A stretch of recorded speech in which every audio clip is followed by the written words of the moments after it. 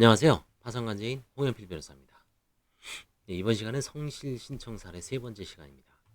본 사안은 만연된 허위 부실 신청은 아니고 오히려 성실하게 재산 목록상에 예금과 보험을 기재하였습니다. 그 이유는 채무자가 파산 신청 직전 압류 추심을 당하자 면책 신청을 한 것입니다. 1976년생인 남자 채무자로 채무는 약 5천만 원 정도이나 마트 차량 운전원으로 일하던 중 교통사고 후유증으로 근로능력이 상당히 저하된 점이 진단서 등으로 소명되므로 파산 원인, 그러니까 이제 채무를 계속적으로 갚을 수 없는 것을 파산 상태라고 하죠. 그래서 파산 신청서를 한번 분석을 해보겠습니다.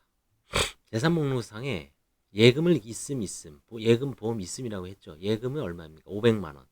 그 다음에 297만 원, 약 800만 원 정도를 기재했습니다. 보험도 마찬가지입니다. 232만 원.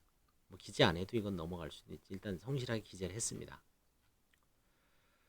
근데 문제는 이게 예금이 이제 보시면 알겠지만 채무자가 이제 마트 운전하다가 이제 결국 다쳐갖고 파산이 일었는데 채무는 5,240이에요. 문제는 쭉 이제 보면 카드사에서 파산 신청 직전 채무자의 은행 예금 797만 원을 압류했습니다. 압류 제한 범위가 그 당시에 뭐 150이었지만 지금 185만 원이죠. 797에다 185를 빼면 612만 원은 채권자가 찾아갈 수 있는 상황에서 파산이 들어왔죠. 그래서 이거는 이제 집행채권자의 집행에 대한 기대 이익을 본인이 할 수도 있었는데 기대 이익을 보호할 필요성이 있으므로 압류 취소 명령을 취소하거나 집행 해제하여 집행 외관을 제거한 후 파산재단에 편입 후 이를 채권자에게 배당할 예정입니다. 그래서 이제 관제인이 이럴 때는 압류 및 추심 명령에 대한 집행 해제 신청서를 해당 관할법원인 압류 추심 법원인 이제 북부지방법원 서울 북부죠 접수했습니다. 그래서 여기서 이제 그 당시에는 150이었습니다. 그래서 지금은 185지만 150을 공제한 647만 원을 환가할 수밖에 없었다. 그 다음에 이제 지금 많이 문제되는 그동안 배우자에 대한 재산 분할의 적정성. 2008년부터 2009년까지 거주한 빌라의 임차보증금 4천만 원을 2009년 4월 이혼하면서 전 배우자에게 지급했습니다. 당시 채무자의 채무는 삼성카드 채무만 존재했습니다. 한 1000에서 2000. 채무 초과 상태는 아니었고 4천만 원은 아마 그 당시에 서울이 한 2700 정도 되지 않았을까 싶어요. 면제재산 범위 내 근접한 임차보증금과 최저생계비이므로 상당성을 일탈한 과도한 분여는 아닌 것으로 판단되어서 문제 삼지 않았습니다. 부모 모두 서울과 대전에 소규모 빌라와 상가를 소유하고 있으나 취득 시기가 멀죠. 89년. 이때는 뭐 채무자가 워낙 어린 나이죠. 그래서 결국 압류 예금을 이제 환가하는 경우가 이런 경우입니다. 채권자들이 이제 압류해 놓은 상태에서 파산 들어왔을 때 그 금액이 뭐 한 500에서 한 1000 정도 된다 하면은 지금 한 600에서 1000 정도 돼야 되겠네요. 185를 빼니까. 그럴 때는 환가할 수도 있다. 한번 평가를 보겠습니다. 제가 이제 메모해 놓은 겁니다. 옛날에. 예금 보험 합계 1000만 원으로 다른 재산이 없는 유일한 재산으로 면제재산 범위에 속하지만 채권자 일부가 여기서 롯데카드사죠. 카드사가 압류 추심 결정으로 파산 신청 전에 집행하여 환가가 불가피하다. 이런 경우는 뭐 소액이라도 환가하는 경우가 있습니다. 유체동산 정도는 몰라도 예금 뭐 그 당시는 500에서 1000. 지금은 이제 조금 더 높아질 수도 있지만 지금도 마찬가지입니다.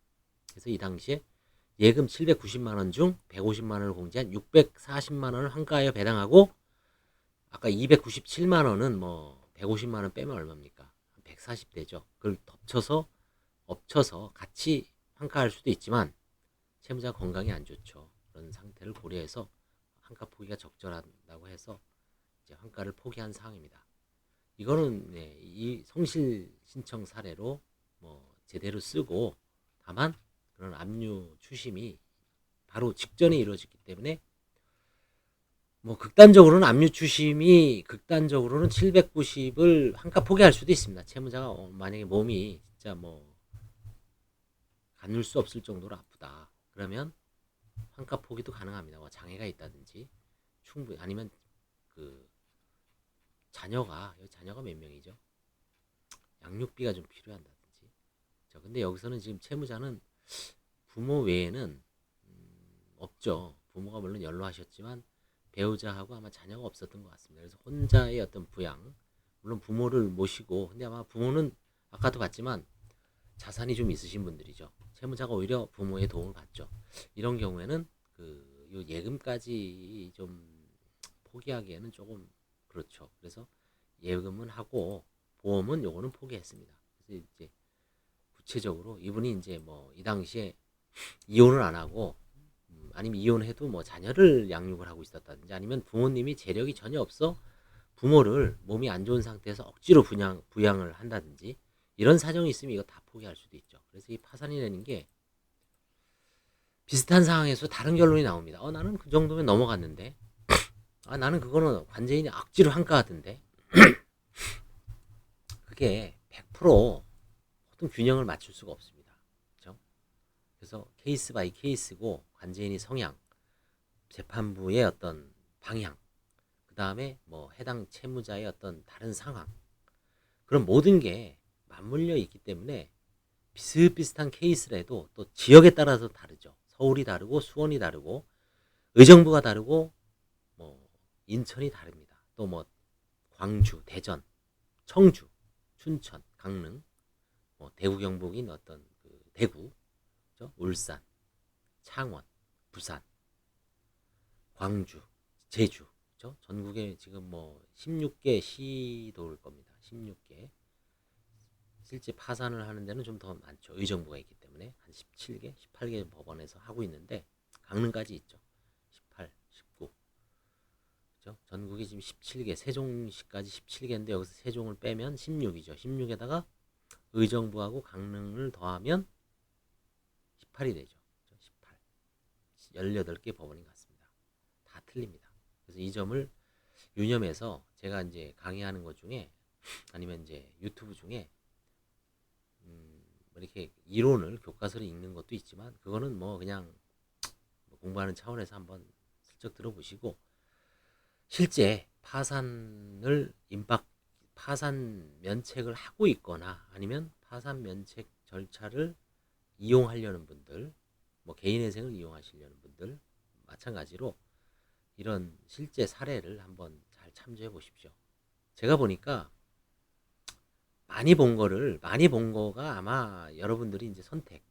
제가 이렇게 봐도 별로 이렇게 관심 없거나 뭐 대충 찍거나 별 도움이 안 되는 거는 거들떠도 안 보죠. 예리하죠. 시청자의 눈은 예리합니다. 구독자분들이 눈 예리합니다. 그래서 이렇게 쭉 보면 많이 본 거는 결국은 뭐 제가 예전에 이제 초창기 한 3년 전부터 시작을 했는데 그건 나름대로 이제 거기에는 열정, 그렇죠? 뭔가 지식, 지혜, 경험, 뭔가 도움이 될 만한 게 있으니까 많이 보시는 것 같아요. 그렇죠? 또 조회수가 높은 거를 사람들이 관심이 있죠. 남들이 많이 보니까 뭐 그렇잖아요.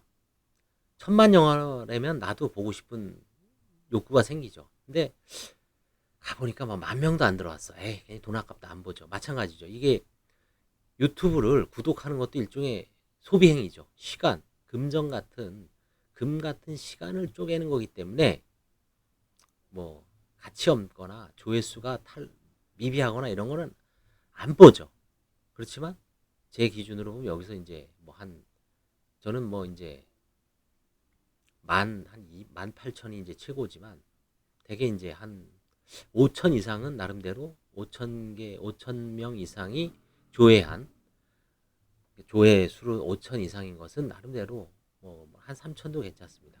그거는 나름대로 제가 초창기 열정을 가지고 이제 찍은 거라든가 아니면 원고를 준비하거나 아니면 아이디어를 냈던 거기 때문에 도움이 많이 될 겁니다.